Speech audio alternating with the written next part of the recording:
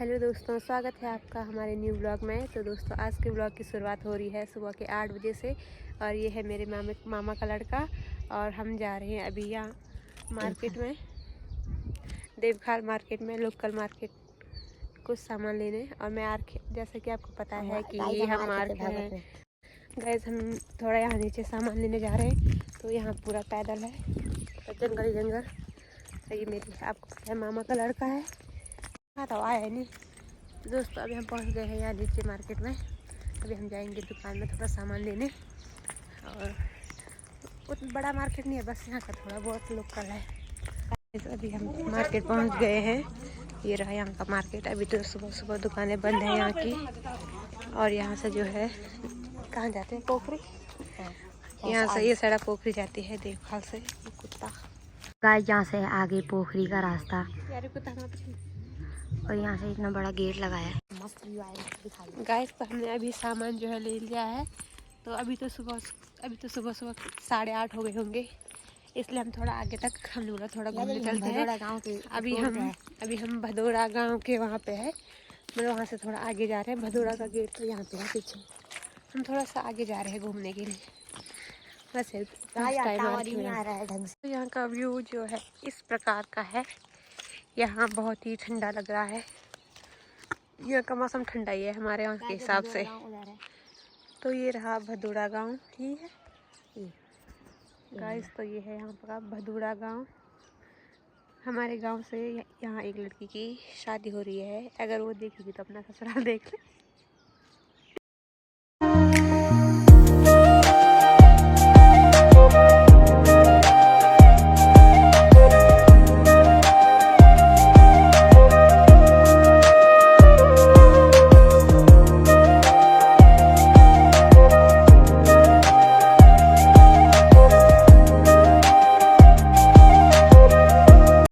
रहा देवखाल देवर।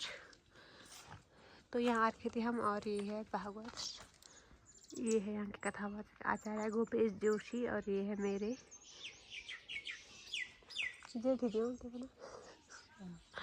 ये है मेरे ताऊ जी।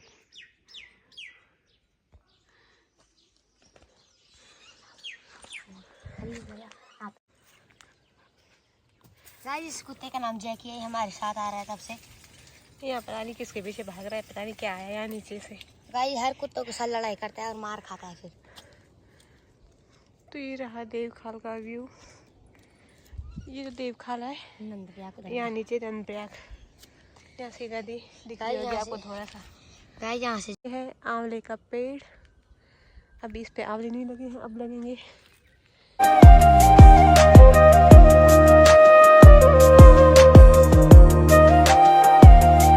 तो गाइस, नंदप्रयाग का हमें व्यू दिख रहा है। जो इधर वाली नदी है इसका नाम अलकनंदा, उधर वाली नदी का नंदाकिनी, और दोनों आगे जाके अलकनंदा बनती है।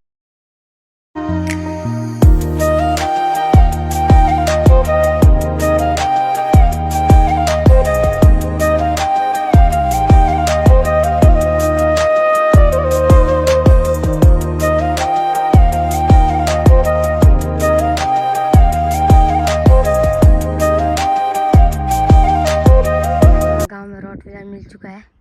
मेरे से इतनी डर लग रही है, मेरे को काट ना दे, इतना बड़ा हो गया। गाइस, तो अभी हमने जो है नाश्ता किया, मैंने कर लिया, ये अब कर रहा है। और ऊपर में जो है पूजा हो रही है। हमने गई पूजा में क्योंकि हमारा व्रत भी है। मैं नाश्ता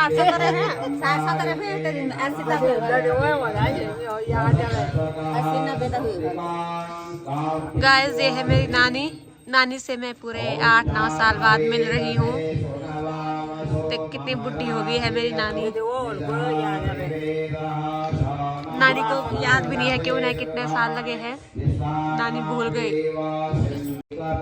गाइस, ये मेरी मम्मी है और ये है मेरी नानी, जो कि हम मिले पूरे 8-9 साल बाद।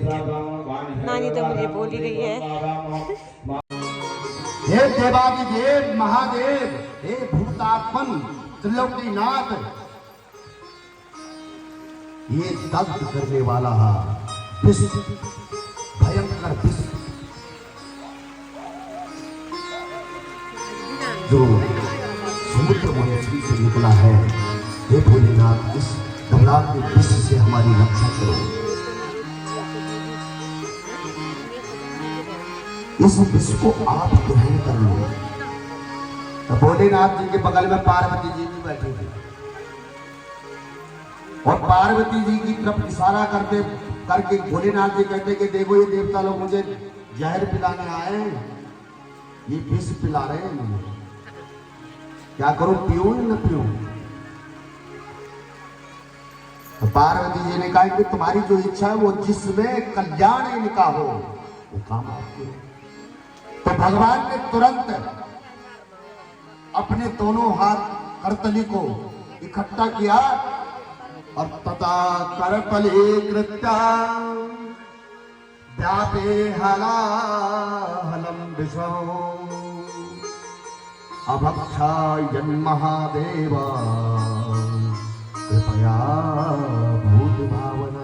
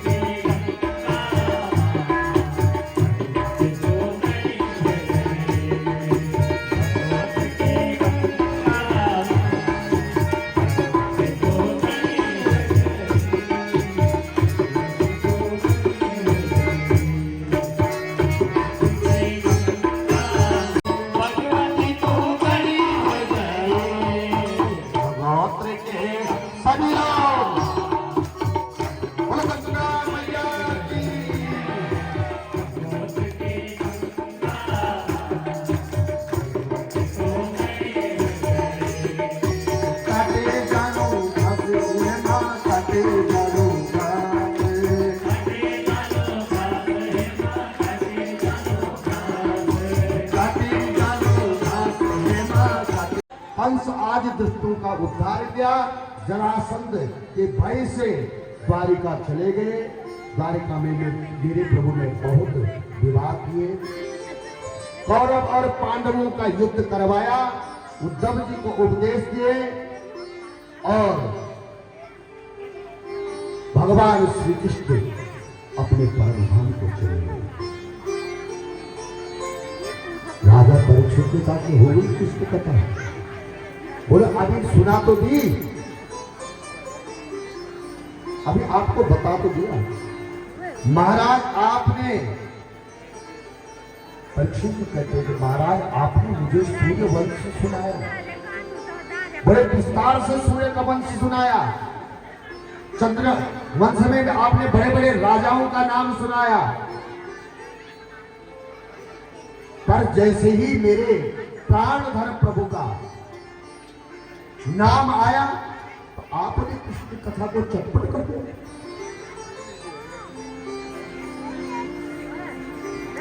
अरे वो मेरे प्राणधर हैं, जिन्होंने, मैं आज उन्हीं के कारण यहां आपके सामने कथा सुन रहा हूं। अगर मां के गर्भ में ही अश्वत्थामा के ब्रह्मास्त्र ने तो मुझे समाप्त कर दिया था, और उन्होंने ही मेरी रक्षा मां के गर्भ में की, और मेरे प्राणधर है वो, अब मेरे प्राणधर की कथा आपने ऐसे चौपट कर दी। मुझे बिल्कुल अच्छा लगा कि कथितो वंश विस्तारो भवता सोमसूर्ययो राज्यं चोभया वंशानां चरितं परमाद्भुतम् यदोचा धर्मशीलस्य नितरां मुनिसत्तमम् तत्रासेन भद्रणस्य विष्णुर्वर्णेय सुंसना। परीक्षित कहते हैं कि भगवान वह मेरे जीवन दाता है और जीवन दाता से बड़ा संबंध और क्या हो सकता है। आप मेरी भूख प्यास की चिंता मत करो महाराज। आज 4 दिन हो गए हैं और आप जो कथाएं सुना रहे हैं उन कथाओं से मुझे ये भी पता नहीं चल रहा है कि भूख कैसी होती है, प्यास कैसी होती है। आप मेरी जो है भूख प्यास की चिंता मत करो।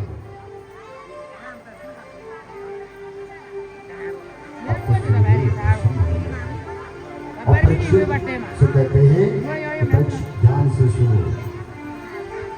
जब इस धरातल पर कंस और जरासंध जैसे राजा पाप चरण करने लगे तो पृथ्वी पापियों से जो है पीड़ित होकर समस्त देवता गुणों के साथ मिलकर के ब्रह्मा जी के पास पहुंचे।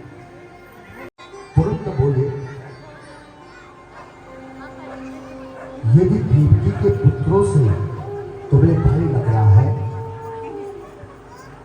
तो मैं वसुदेव तुम्हें वचन देता हूं। कंस को कहता है ये पुत्रां समर्पयश्येषां यतस्ते मुपस्थितां। अगर तुम्हारे को इसके बच्चों से भय लगता है तो मैं वसुदेव वचन देता हूं कि जितने भी इनके पुत्र होंगे, जो भी इनकी संतान होगी, वो आपको ला करके सौंप देगा। ये बात जो है समझ में आ गई।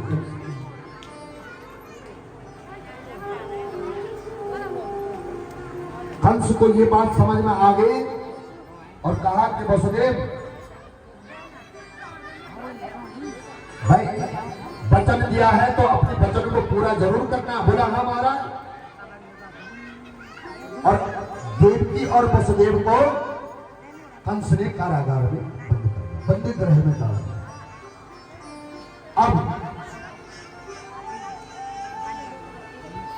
कालांतर में वसुदेव जी के यहाँ कीर्तिमान नामक का प्रथम पुत्र हुआ, जिसे ला करके वसुदेव ने अपने हाथों से कंस को सौंप दिया।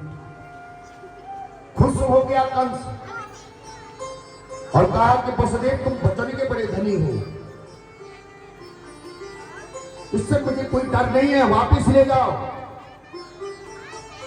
और जैसे ही वसुदेव जी वापस ले आए वहां नारद जी पहुंच गए। नारद जी पहुंच करके एक कमल की पंखुड़ी दे करके कहते हैं कि महाराज, कंस को कहते हैं कि महाराज ये बताओ इसमें 8 खोलता, पूरे कमल की पंखुड़ियां खोली। आप बोला कि भाई ये बताओ कि इसमें 8 पंखुड़ी कौन है।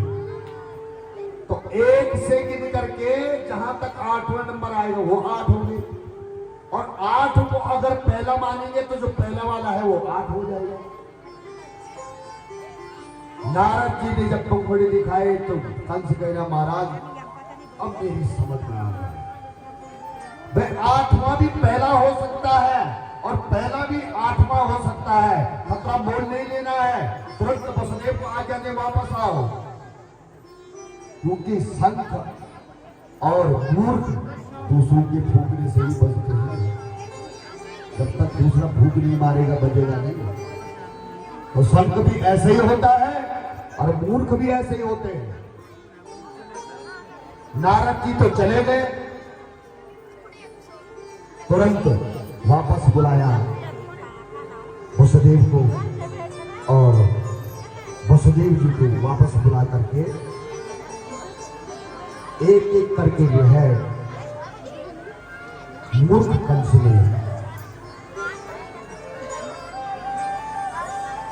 वसुदेव के पुत्रों को मारा।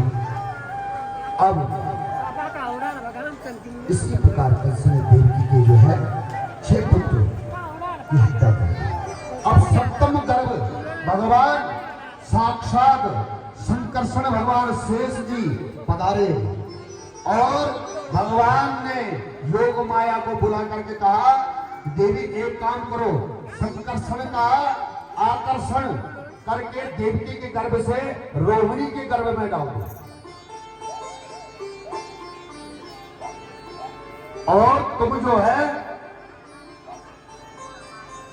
यशोदा के यहाँ पुत्री बन करके पहुंचो और मैं देवकी का अष्टम गर्भ बन करके आ रहा हूं। कंस को भ्रांति हो गई कि देवकी के सप्तम गर्भ का पतन हो गया है और अब अष्टम गर्भ में भगवान पधार रहे हैं।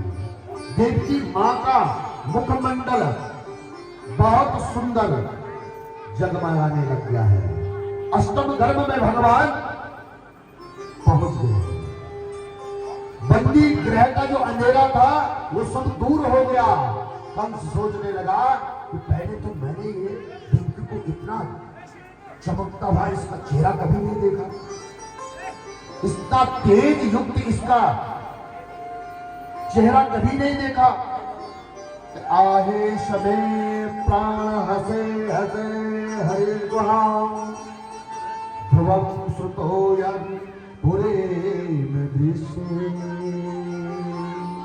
देवताओं ने जब देखा कि देवकी मां के गर्भ में गोविंद आ गए हैं तो सोचने लगे चलो स्वागत करके आते हैं, स्वागत गान करते हैं। गर्भ में भगवान जैसे ही गए आए तो देवता लोग जो है भगवान का स्वागत करने के लिए पहुंच गए और इसे कहते हैं गर्भ स्तुति।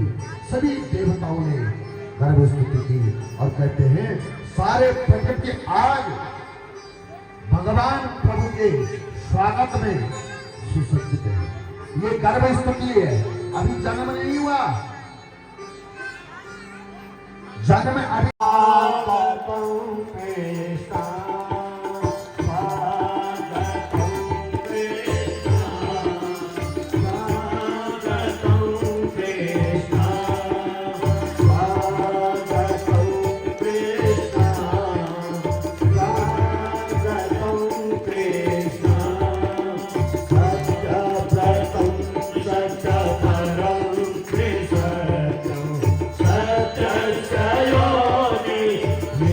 नजदीक पहुंचे तो शेषनाग ने ये देखा कि भाई ये तो बारिश से भीग रहे हैं, तो अपने फलों को भगवान के ऊपर ओढ़ दिया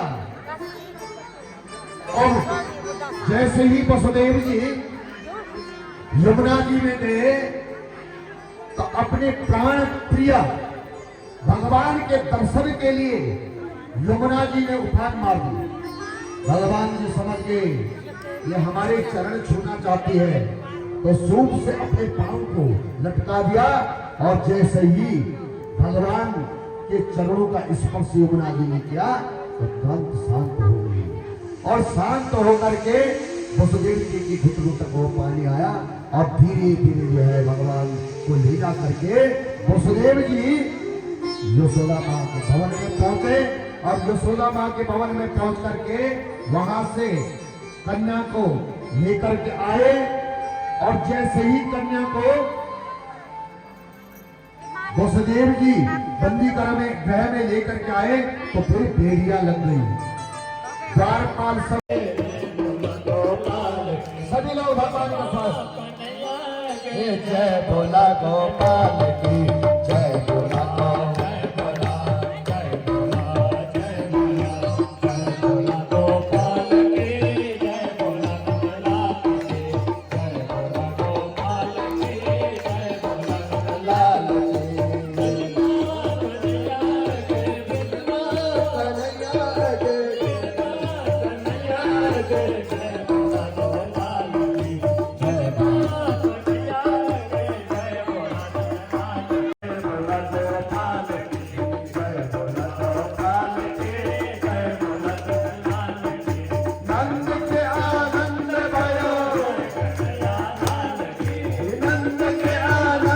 भयो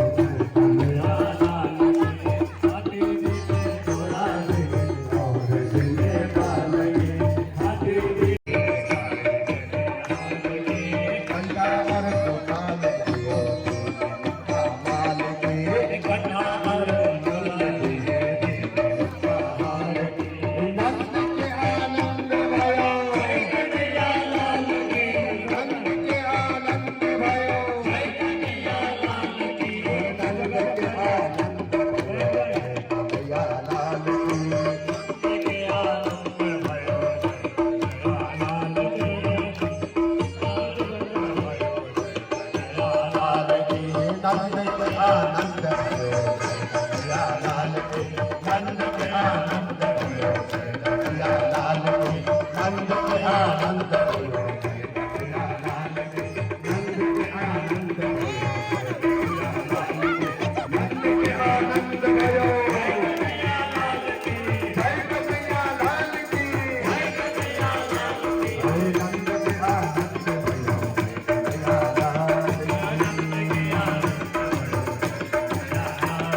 सभी लोग बैठ जाएं, आरती और प्रसाद भगवान को यहाँ लेकर